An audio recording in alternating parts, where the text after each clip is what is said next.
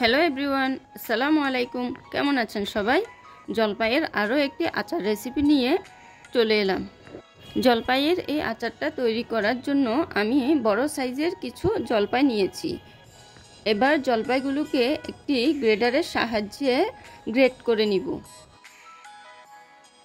খুবই ধৈর্য সহকারে সবগুলো জলপাই আমি গ্রেড করে নিলাম।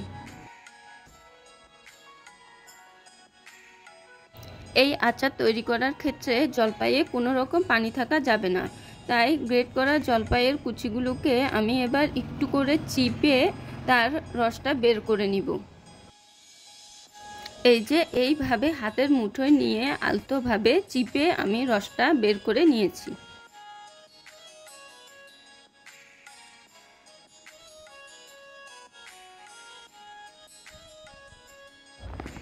এবার জলপাইয়ের উপরে আমি বাকি মশলাগুলো দিয়ে দিব।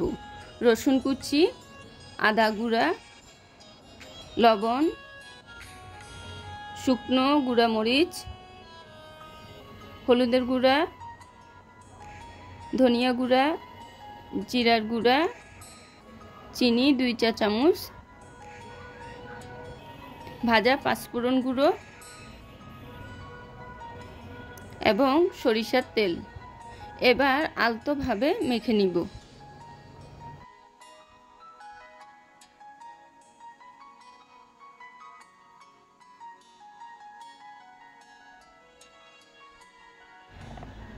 মাখা হয়ে গেছে। এখন একটি ট্রেতে জলপাইয়ের কুচিগুলোকে ছড়িয়ে দিব।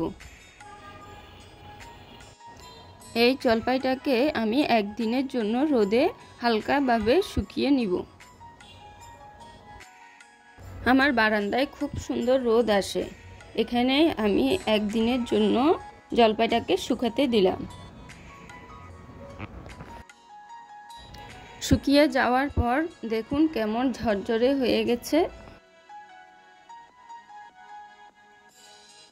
একটি কাচের বয়ামে সবগুলো জলপাই ঢুকিয়ে নিলাম।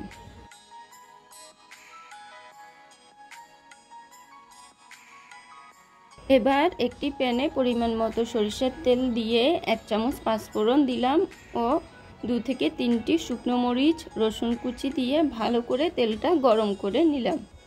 তেলটা গরম হয়ে গেলে আমি আচারের বয়ামে ঢেলে দিব। এই আচার 12 মাস ডাইনিং টেবিলে রেখে খাওয়া যায়, ফ্রিজে রাখারও কোনো প্রয়োজন নেই। জলপাইয়ের এই কুচি আচারটা গরম ভাতের সাথে কিন্তু অনেক ভালো লাগে।